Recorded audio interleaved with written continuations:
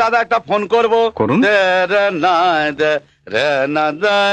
দাদা একটা জরুরি ফোন আছে, করবো? একটাই লাইন চালু আছে, অপেক্ষা করুন, ফোন করছি। ঠিক আছে। হ্যালো, আমি সঙ্গীত গুরু নবীন কুমার বলছি, না সিঙ্গাপুর থেকে। আপনি যে প্রোগ্রামের কথা বলেছিলেন তাড়াতাড়ি তার ডেটটা বলুন, তা না হলে আমি ব্যস্ত হয়ে পড়ব।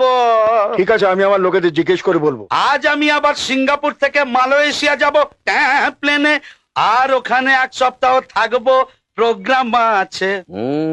মালয়েশিয়া থেকে আবার লন্ডনে যাব, লন্ডন থেকে প্যারিসে, প্যারিস থেকে আবার ভেনিসে।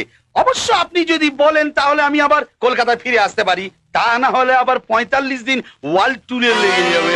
দুর্মশাই, আপনাদের মতো গায়কদের আমার দরকার নেই। হ্যাঁ, কথা শোনাবে পুরো কেস কেচিয়ে গেল।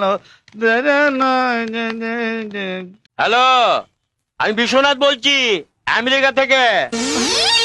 ইয়েস ইয়েস, যখন বম ফেটেছিল তখন আমি আমেরিকায় ছিলাম। জর্জ বুশকে আমি ফোনে প্রথমে জানিয়েছিলাম। ওরে বাবা, কেউ আমেরিকা বলছে, কেউ লন্ডন বলছে। দাদা, হ্যাঁ, এই সব ঢপের কথা শুনে আপনি কিছু মনে করছেন না তো?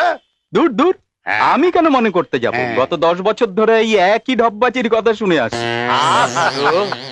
দাদা আমার ঢপ শুনে শুনে চেহারা কেন বেঢপ হয়ে গেছে।